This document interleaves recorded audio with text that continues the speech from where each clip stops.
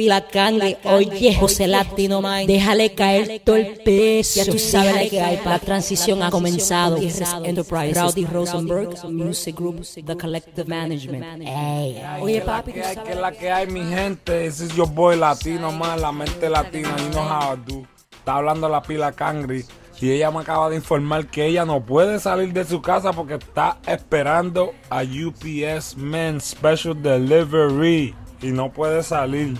Ella está esperando un paquete. Yo quiero preguntarle a ustedes, a los fanáticos y a mi gente, dime, ¿qué Pila Cangri espera? ¿Qué clase de paquete le van a traer a Pila Cangri? Contesten y nos pongan sus comentarios. Yo voy Latino Man. ¿Qué Pila Cangri espera? Pila Cangri está esperando un paquete, no puede salir de su casa.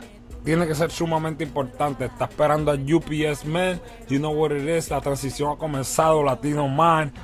You know how we do. Zona Urbana all day. You know what I'm saying? Saludito a toda la gente que nos apoya. Saludito a la gente en Perú. Saludito a la gente de El Salvador, Canadá, México, Puerto Rico, Cuba, Latinoamérica entera. Nos fuimos a fuego. Hey, ¿qué Pila Cangri espera? ¿Qué Pila Cangri espera? ¿Qué? Díganme. Contesten y nos pongan sus comentarios. Yo voy Latino Man. A mí me gusta que me den, dime, tú me lo vas a dar, tú me lo vas a dar.